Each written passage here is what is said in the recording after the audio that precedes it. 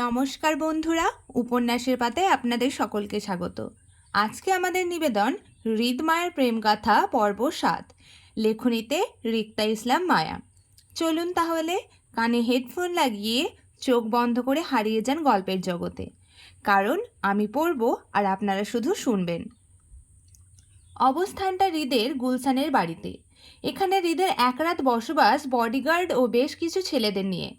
আসিফ হৃদের কথা মতো হাফেজ সাহেবকে রাজশাহী থেকে ঢাকা এনেছে দেখা করাতে।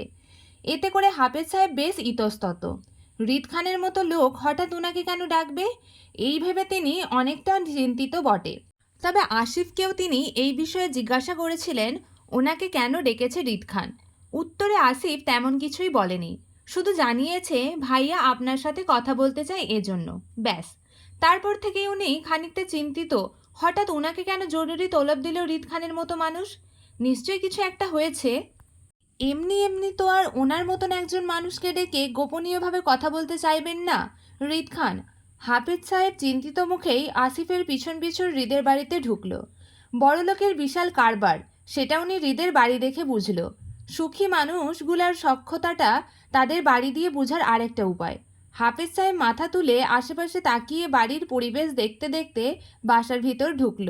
এই বাড়িতে কোনো মেয়ে মানুষ দেখল না উনি, তবে বেশ কিছু ছেলেদের চোখে পড়ল।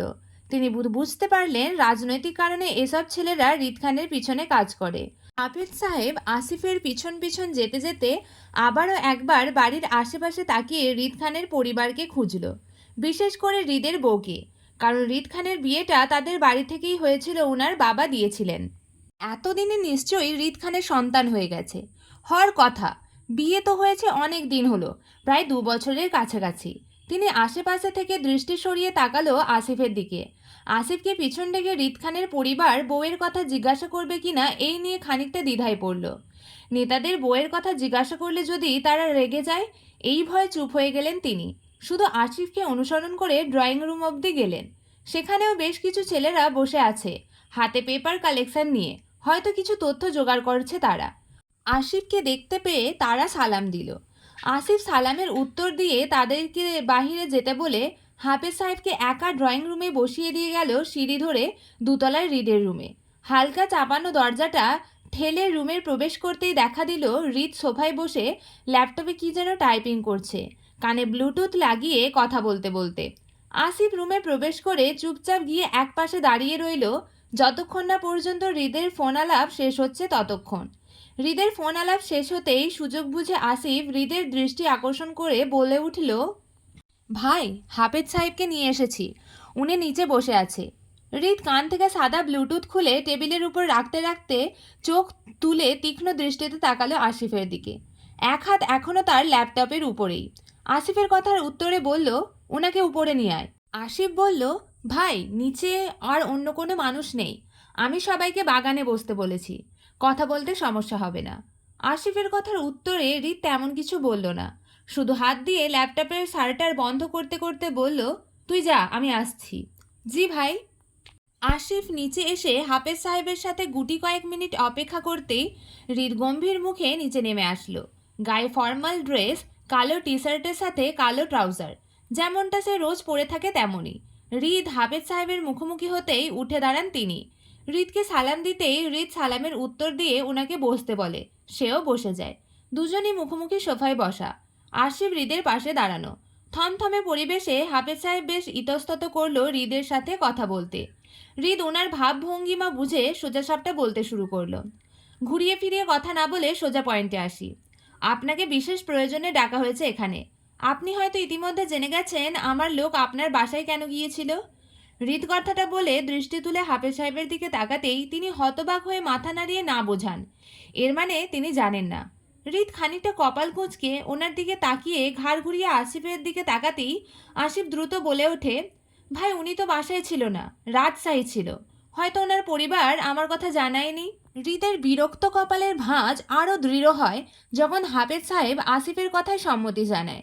সে তার বউকে সিরিয়াসভাবে খুঁজছে, অথচ এখানে সবার ডিলামিটা পছন্দ হচ্ছে না। হৃদ যে তার বউকে খোঁজ নিয়ে সিরিয়াস, সেটা কি কেউ বুঝতে পারছে না, নাকি হৃদের মধ্যে সিরিয়াসনেসের ভাসে না এই বিষয়ে? হৃদের বিরক্তির রেস কাটাতে সোজাসাপটা বলে ওঠে, আপনার হয়তো মনে আছে আপনার বাবা আমার বিয়ে আপনাদের বাড়িতে দিয়েছিল, কিন্তু কার সাথে দিয়েছিল সেটা জানতে চায়।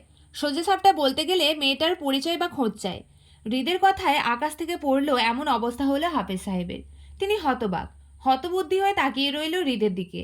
মোট কথা, এই মুহূর্তে তিনি হৃদের কথাগুলো হজম করতে পারছে না। কারণ ওনাদের জানা মতো হৃদ খানের সাথে থাকা মেয়েটি হৃদের প্রেমিকা হবে। ওনার বাবা কাজী মোল্লা সাহেব সেদিন রাতে তাদের বিয়ে দিয়েছিল, কিন্তু এখন বলছে মেয়েটি হৃদ খান চেনে না, তার পরিচয় হাফেজ সাহেবের কাছে চাইছে। এখন হাফেজ সাহেব সেই মেয়েকে পাবে কোথায় যার সাথে হৃদের খানের বিয়ে হয়েছিল? সেই মেয়েকে তো তিনিও চেনেন না। হৃদ খানের সাথে প্রেম এবং লাস্ট দেখেছিল তাও ঝড় তুফানের রাতে। এখন এই যদি হৃদ খানকে বলাতে রেগে যায় তো? হাফেজ সাহেব বিভ্রান্তিকর পরিস্থিতির পড়ে মৃদু ঘামতে লাগলো, এসির নিচে বসেও। এই মুহূর্তে তিনি বুঝতে পারছেন সেদিন রাতে ওনার বাবা আসলে কি ভুলটাই না করেছিল, অপরিচিত দুজন মানুষ বিয়ে দিয়ে। ওনার বাবাই বা কি করতেন? তিনি একজন ধর্মীপ্রান্তি মানুষ, অশ্লীল চলাফেরা ওনার পছন্দ না। তারপর আবার হৃদ খান ও সেই মেয়েটার অবস্থাও ছিল বিধ্বস্ত। ওনারা কেন সেদিন রাতে যে কেউ তাদের দেখতে একই ভুলটা করতো? হাফেজ সাহেব অনেকটা অসহায় বোধ করে মুখ তুলে তাকালো হৃদের তীক্ষ্ণ দৃষ্টিতে। হৃদ উত্তরের আশায় ওনার দিকে তাকিয়ে আছে হালকা কপাল কুঁচকে। হাফেজ সাহেব হালকা হাঁসফাঁস করে বলল, আপনাকে নিয়ে সেদিন রাতে যে মেয়েটি এসেছিল আমাদের বাসায় সাহায্যের জন্য, তাকে আমি বা আমার পরিবারের অন্য কেউ কখনো দেখেনি বা চিনি না। আমার বাবা মেয়েটিকে আপনার প্রেমিকা ভেবেই সেদিন রাতে বিয়েটা দিয়েছিল, তাই সেই মেয়েটির কোনো পরিচয় আমাদের কাছে নেই। হাফেজ সাহেবের সহজ সরল কথায় মেজাজ খারাপ হলো হৃদের।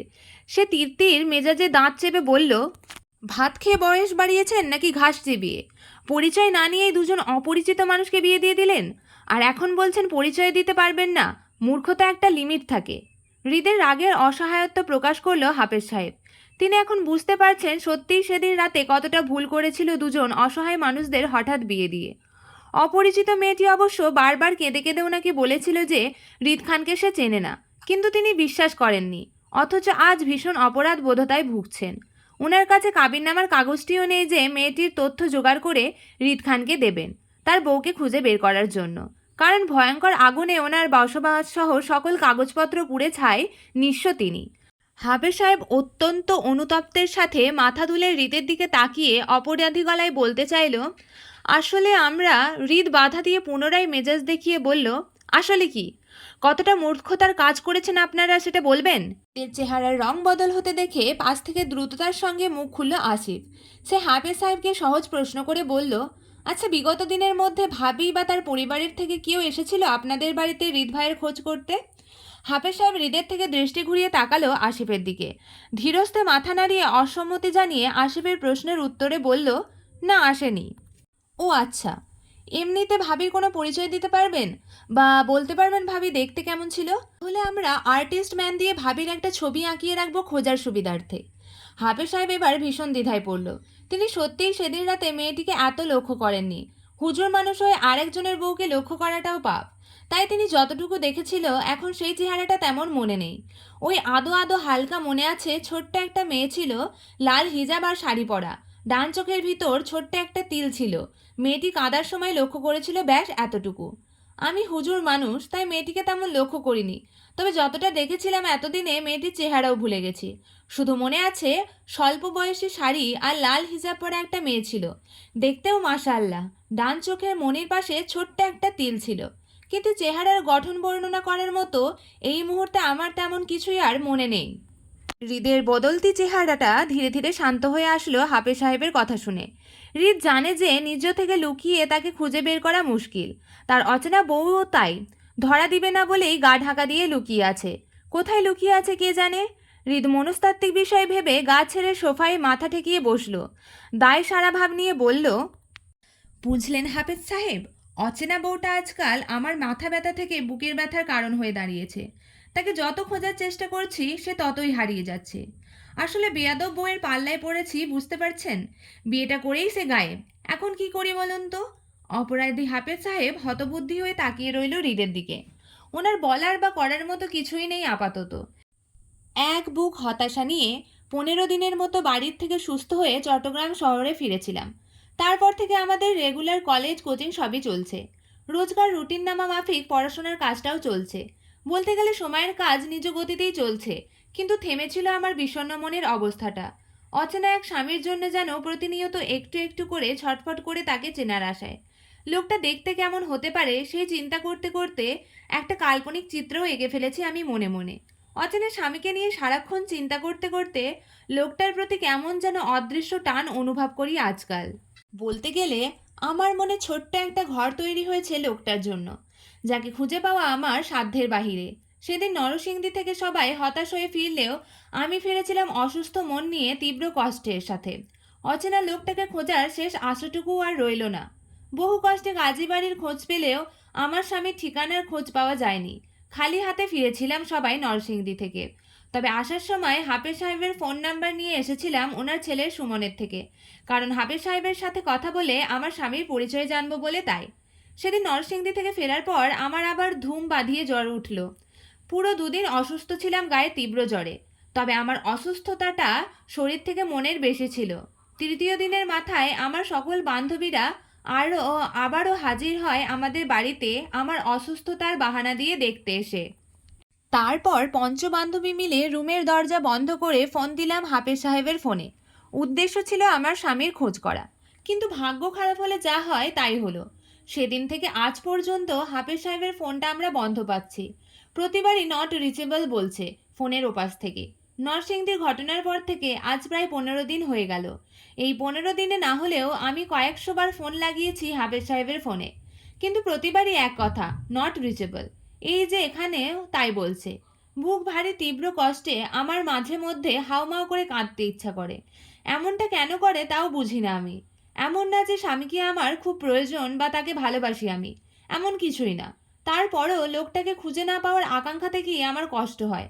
মানুষ বলে না, যে জিনিস কষ্ট করে অর্জন করতে হয় তার কদর থাকে দীর্ঘদিন, চিরস্থায়ী।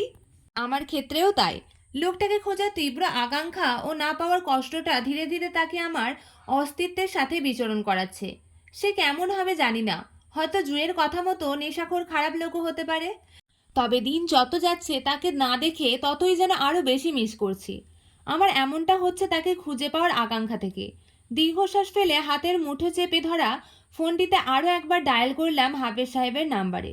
বরাবরের মতোই ফোন ওপাশের মহিলাটি একই কথা বলতে বুক ছিঁড়ে দীর্ঘ নিঃশ্বাস বেরিয়ে এলো আমার কষ্টে। জুই আন্নার সম্মুখ থেকে নিজের হিজাব মাথা বাঁধতে বাঁধতে চোখ উঠিয়ে আয়নার দিয়ে আমার দিকে তাকাতে দুজনে চোখাচোখি হয়ে গেল। জুই আমার বিষণ্ণ চেহারাটা দেখে মনের অবস্থা বুঝতে পেরে আয়নার দিকে তাকিয়ে বলল, ফোন যাচ্ছে না হাফেজ সাহেবের নাম্বারে? না। ও।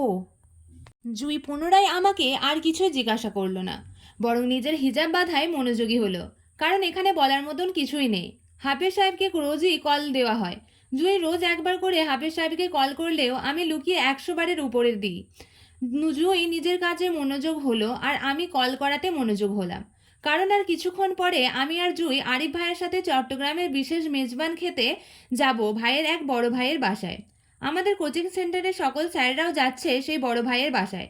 তবে আরিফ ভাইয়া আমাকে আর জুইকে সঙ্গে করে নিয়ে যাচ্ছে, কারণ আরিফ ভাইয়ের সেই বড় ভাইয়ের পরিবার থেকে নাকি আমাদের দুজনকেও নিয়ে যাওয়ার দাওয়াত এসেছে। আমি জানি না আরিফ ভাইয়ের বড় ভাই কে, আর জানতেও চাই না। তবে আমি যতটা আরিফ ভাইয়াকে জানি, ভাইয়া কখনো তার ফ্রেন্ডের বাসায় বোনদের নিয়ে যাওয়াটা পছন্দ করে না, বন্ধুদের আলাদা রেখে বোনদের কাছ থেকে।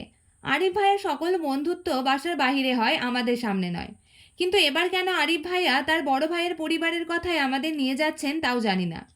মাথায় এমনিতেই স্বামীর চিন্তায় লেগে আছে, সেখানে নতুন চিন্তা ঢোকাতে চায় না বলে দীর্ঘ নিঃশ্বাস ফেলে আবারও হাফেজ সাহেবের নাম্বারে কল লাগিয়ে জুইকে উদ্দেশ্য করে বললাম, আচ্ছা জুই, তোর কি মনে হয় সুমন নামক ছেলেটা ওর বাবার নাম্বার আমাদের ভুল দেবে?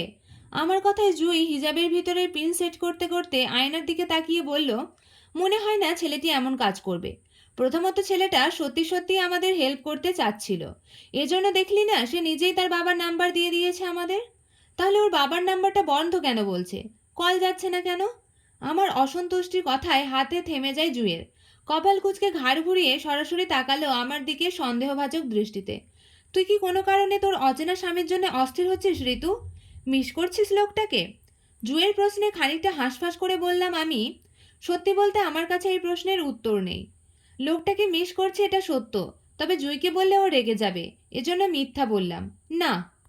আমার কথা জুইয়ের বিশ্বাস হলো, তাই দ্বিতীয়বার আর প্রশ্ন করল না।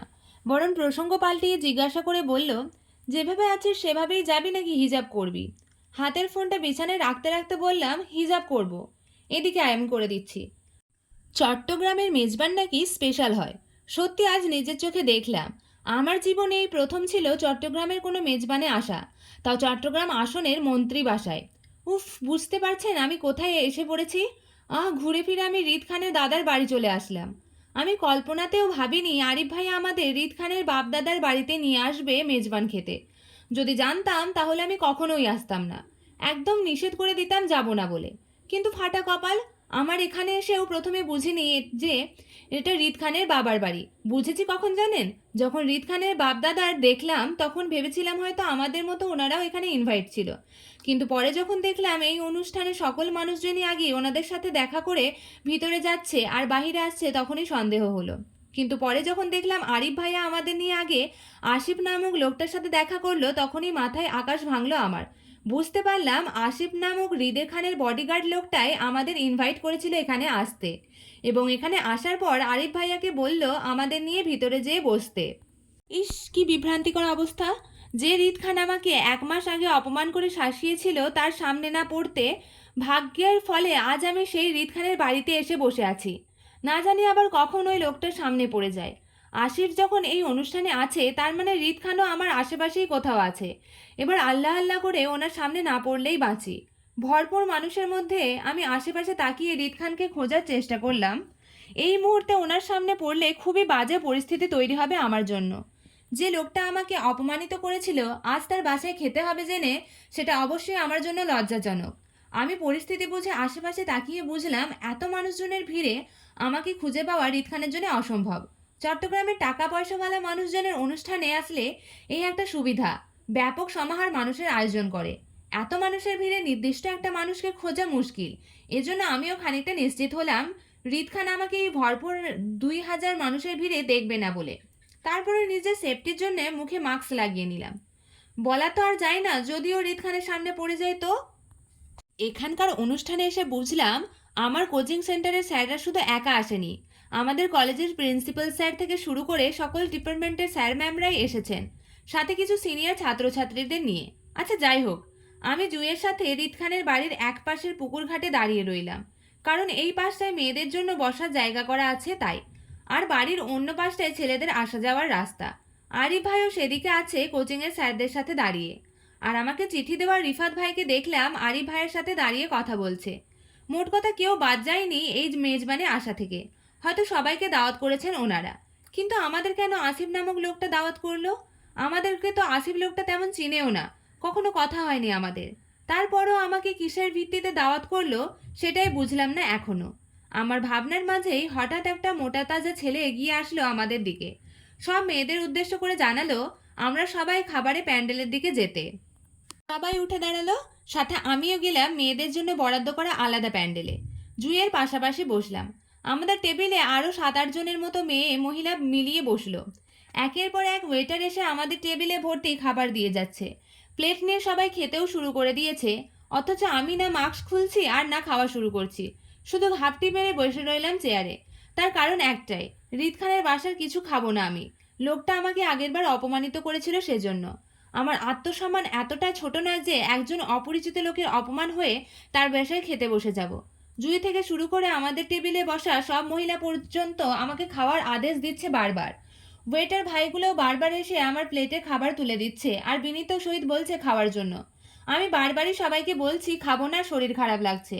আর জুইকে বাহানা দিলাম পেট খারাপের কথা বলে। টেবিলে বসা সবাই খেলেও আমাকে ছাড়া। একটা সময় জুয়ের খাওয়া শেষ হতেই ওকে নিয়ে বের হলাম প্যান্ডেলের ভিতর থেকে। আরিফ ভাইকে দেখলাম আশেপাশে কোথাও নেই। বুঝলাম ওরা বোধহয় খাওয়ার প্যান্ডেলে আছে। আমি আর মাথা ঘামালাম না, জুইকে নিয়ে সেই পুকুর ঘাটেই বসলাম। আশ্চর্যজনকভাবে আমি হৃদ খানকে দেখলাম না আশেপাশে কোথাও। লোকটাকে কি আজ নিজের বাড়িতে আসেননি নাকি? অবশ্য যে তেরা মানুষ না আসাটাও অস্বাভাবিক কিছু না। এদিকে ক্ষুধায় সত্যি সত্যি পেট শব্দ করে গুড়গুড় করছে আমার, সে সাথে ফ্রিতে মাথাও ঘোরাচ্ছে গরমে। আমার বেশিক্ষণ ক্ষুধা সহ্য হয় না বলেই মাথা ব্যথা উঠে যায়। আমার অবস্থা যখন নাজেহাল তখনই হুট করে কোথা থেকে রিফাত ভাইয়া এসে বসলো আমাদের পাশে, বেশ হাসি মুখে। ওনার হাতে ছিল একটা ঠান্ডা পানির বোতল। আমি প্রথমে রিফাত ভাইয়ের কথা বলতে চাইনি, কিন্তু পানির বোতলটা দেখে আর কথা না বলে থাকতে পারলাম না। পানি তৃষ্ণাটা পেয়েছিল অনেক তাই। রিফাত ভাইয়ের থেকে পানির বোতলটা চেয়ে নিয়ে মাস্ক খুলে ঢকঢক করে কয়েক ঢোক গিলায় গলা ভিজিয়ে নিলাম। এবার পেটের ক্ষুধা সাময়িক সময়ের জন্য কিছুটা নিবারণ হলো। আবারও ক্ষুধা লাগলে পানিটা খেতে পারবো বলে রিফাত ভাইকে আর বোতলটা ফিরিয়ে না দিয়ে নিজের কাছে রেখে দিলাম।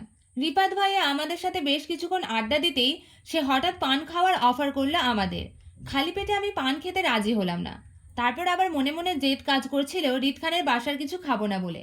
তাই আমি পান খেতে রাজি না হলেও জুই রিফাত ভাইয়ের কথায় রাজি হলো পান খেতে। মূলত এই অনুষ্ঠানে মিষ্টি পানের আয়োজন করা হয়েছে। জুইকে নিয়ে রিফাত ভাই সেদিকেই গেল, আর যাওয়ার সময় আমাকে বলে গেল এখান থেকে অন্য কোথাও না যেতে, ওরা দ্রুত চলে আসবে।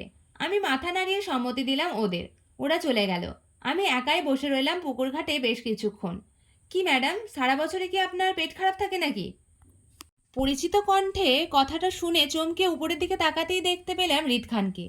দ্রুততার সঙ্গে আমি বসা থেকে উঠে দাঁড়িয়ে ওনার দিকে চোখ রাখতেই দেখলাম উনি পিওর সাদা পাঞ্জাবি পায়জামা পরে দাঁড়িয়ে আমার সামনে।